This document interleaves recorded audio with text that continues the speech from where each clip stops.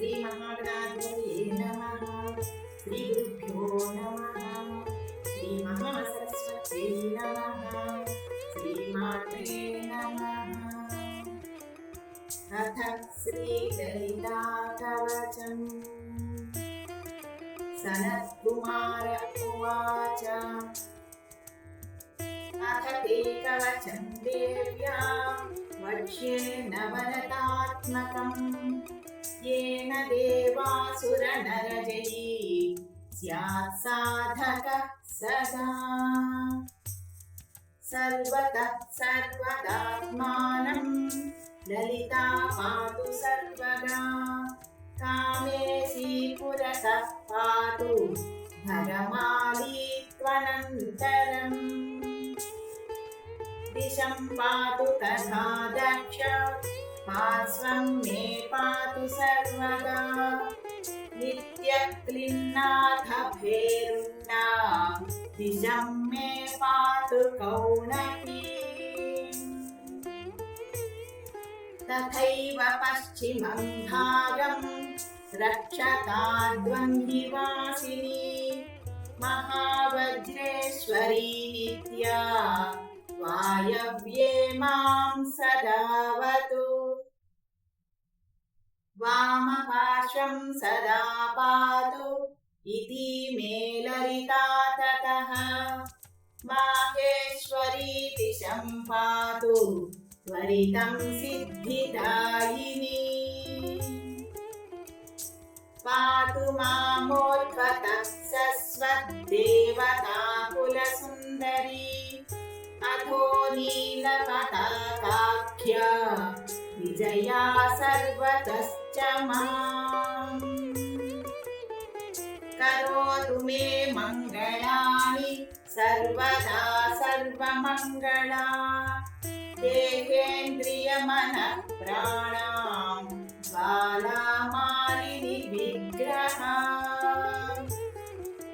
पालयत्वनिशं चित्तं मे सर्वदावतु।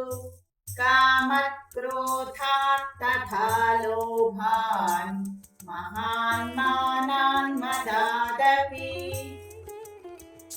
पापान् मां सर्वतः शोकात् संक्षयात् सर्वतः सदा।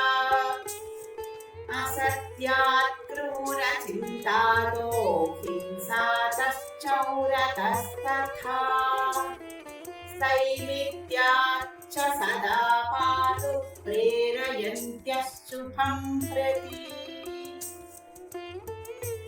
नित्या षोडश मां पातु गजारूढा स्वशक्तिभिः। तथा हयसमारूढा पातु मां सर्वतः सदा।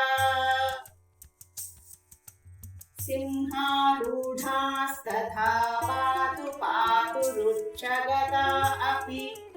रथारूढाश्च मां पातु सर्वतः सर्वदारणी।